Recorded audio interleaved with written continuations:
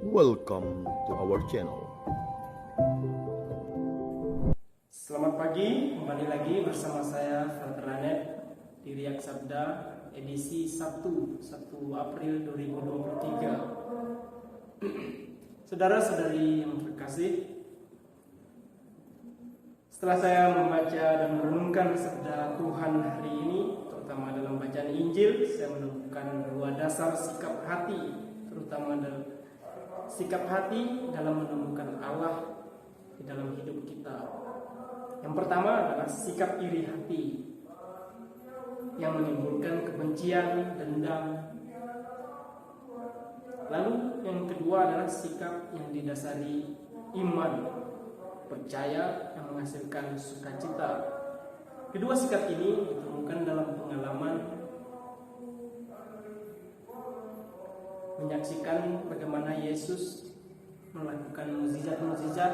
Kita tahu bahwa Yesus banyak melakukan mukjizat, namun di kaum pendengar kita tahu bahwa orang-orang Farisi, imam-imam kepala dan ahli Taurat malah tidak senang ketika melihat Yesus melakukan mukjizat. Mereka merasa iri, merasa tersaingi, benci, dan akhirnya sampai pada puncak mereka sepakat untuk membunuh Yesus. Namun ada juga setelah orang-orang yang menyaksikan Yesus melakukan mukjizat di mana-mana, mereka tertarik, mereka percaya dan mengimani Yesus. Bapak Ibu saudara-saudari yang dikasihi oleh Tuhan, inilah gambaran manusia sekarang ini. Memang kalau sudah sikap iri hati atau benci yang menjadi dasar hidup kita, maka apapun yang dilakukan orang, baik itu hal-hal yang baik, yang menyenangkan, namun kalau sudah benci ya tetap benci, dan timbullah rasa iri sampai membunuh orang tersebut. Bapak Ibu saudara-saudari yang dikasihi oleh Tuhan,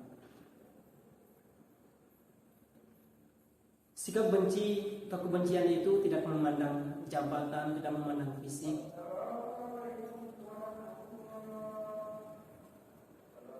Apapun yang dilakukan orang selalu salah di mata kita, jadi serba salah. Kalau contoh zaman sekarang ini kita tahu bahwa kita kenal bahwa seperti kedua pemain bola hebat kita, orang Katolik, yaitu Ronaldo dan Messi. Di situ banyak fan mereka.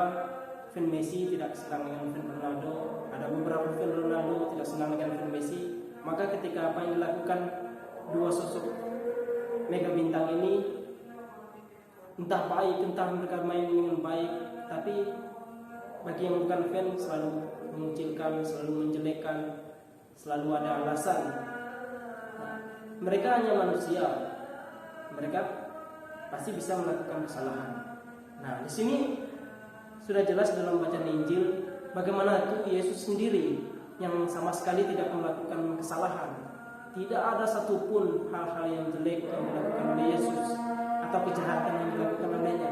Tetapi banyak orang, terutama orang Farisi, para ahli Taurat, para imam, para zaman itu, setelah menyaksikan itu mereka tidak senang, bahkan ingin membunuh Yesus.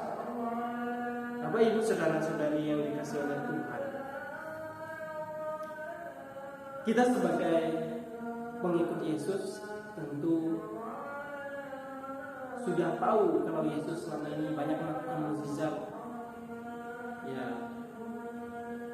Namun semoga kita dijauhkan dari sikap iri hati itu, sehingga kita tidak mempunyai rasa iri terhadap sesama kita, meskipun dia sukses, meskipun dia dikenal, sehingga tidak ada timbul kebencian di dalam hati kita, dan kebencian itu bisa kita kalahkan dengan iman kita akan Yesus Kristus, sehingga apapun yang dilakukan orang kita, terutama hal-hal yang baik, kita bisa dukung, dan yang jahat kita bisa perbaiki, bisa menasihati orang, bukan malah seperti imam ahli Taurat yang tidak senang ketika Yesus melakukan perbuatan baik, karena mereka takut disaingi.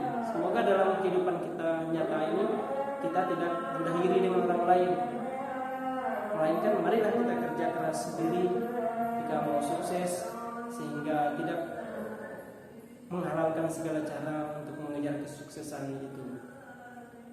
Semoga Tuhan memberkati.